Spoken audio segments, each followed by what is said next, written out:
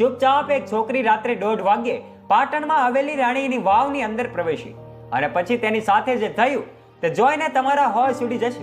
મિત્રો, આ ઘટના છે નવાગઢથી થોડા સમય પહેલા એક સ્કૂલ બસ પ્રવાસ માટે રવાના થઈ હતી તેની. ગુજરાતના તમામ મુખ્ય સ્થાનોના દર્શન કર્યા બાદ અંતમાં તેઓ પાટણમાં સ્થિત રાણકી વાવ જોવા માટે આવી પહોંચ્યા. રાત્રે મોડું થઈ ગયું હતું એટલે તેઓ એક ધર્મશાળામાં સૂઈ ગયા અને સવારે વહેલા ઉઠીને રાણકી વાવના દર્શન કરવાનું વિચાર્યું હતું. પરંતુ ગ્રુપમાં એક ટીના નામની છોકરી હતી.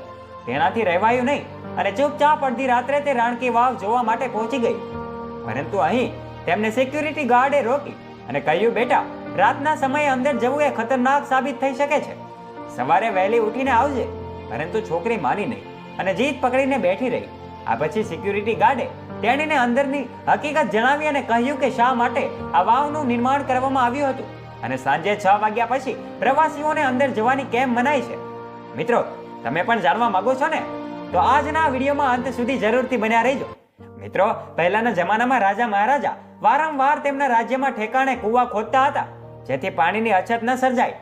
ભારતમાં આવા હજારો કૂવાઓ છે જે સેંકડો વર્ષ જૂના છે અને કેટલાક તો હજારો વર્ષ પણ જૂના છે. આજે અમે તમને આવી જ એક વાવ વિશે જણાવવા જઈ રહ્યા છીએ જેને રાણકી વાવ તરીકે ઓળખવામાં આવે છે.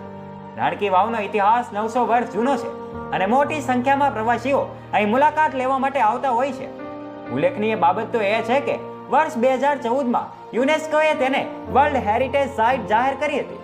ગુજરાતના પાટણમાં આવેલું આ સ્ટેપ વેલ રાણકી વાવ તરીકે પણ ઓળખાય છે અને એવું કહેવાય છે કે રાણકી વાવ ઈસવીસન 1063માં સોલંકી વંશના રાજા ભીમદેવ પ્રથમની યાદમાં તેની પત્ની રાણી ઉદયમતી દ્વારા બનાવવામાં આવી હતી. રાણી ઉદયમતી જૂનાગઢના ચુડાસમા શાસક રાંકેગારની પુત્રી હતા. રાણકી વાવ 64 મીટર લાંબી, 20 મીટર પહોળી અને 27 મીટર ઊંડી છે. ભારતમાં આ પ્રકારની સૌથી અનોખી વાવ છે. તેની દિવાલો અને સ્તંભો ઉપર ઘણી કલાકૃતિઓ અને શિલ્પો શાનદાર રીતે કોતરવામાં આવી છે. તેમાંની મોટા ભાગની કોતરણી ભગવાન રામ, વામન, નરસિંહ, કલ્કી અને વગેરે જેવા વિવિધ સ્વરૂપોના ભગવાન વિષ્ણુને સમર્પિત છે. 7 માળની આ વાવ આવનાર ગુર્જર સાહિત્ય અને સ્થાપત્ય શૈલીની સાક્ષી છે. સરસ્વતી નદીના અદ્રશ્ય થયા બાદ તે લગભગ 7 સૈકાઓ સુધી કાદવમાં દબાયેલી હતી. ભારતના પુરાતત્વ વિભાગ દ્વારા તેને ફરીથી શોધવામાં અને સાફ કરવામાં આવી છે. કહેવાય છે કે આ વિશ્વ પ્રખ્યાત સ્ટેપ વેલ નીચે એક નાનો દરવાજો પણ છે જેની અંદર લગભગ 30 કિલોમીટર લાંબી સુરંગ છે. આ સુરંગ પાટણના સિદ્ધપુર ખાતે ખુલે છે. એવું માનવામાં આવે છે કે અગાઉ ગુપ્ત સુરંગનો ઉપયોગ રાજા અને એમના પરિવાર દ્વારા યુદ્ધમાં અથવા કોઈ પણ મુશ્કેલીના પરિસ્થિતિમાં કરવામાં આવતો હતો. હાલમાં સુરંગ પથ્થરો અને કાદવને કારણે બંધ છે. શું તમે ક્યારે આ વાવની મુલાકાત લીધી છે? જો આપે પણ આ વાવની મુલાકાત લીધી હોય તો કોમેન્ટ બોક્સમાં આપનો મત કોમેન્ટ કરીને અચૂકથી જણાવજો. અને વિડીયો ગમ્યો હોય તો વિડીયોને લાઈક અને શેર અચૂક કરજો. અને આવા જ નવા રસપ્રદ અને પ્રેરણાદાયક વિડીયો સાંભળવા માટે અમારી ચેનલ ધ ડીએ મોટિવેશનને અત્યારે સબસ્ક્રાઇબ કરજો.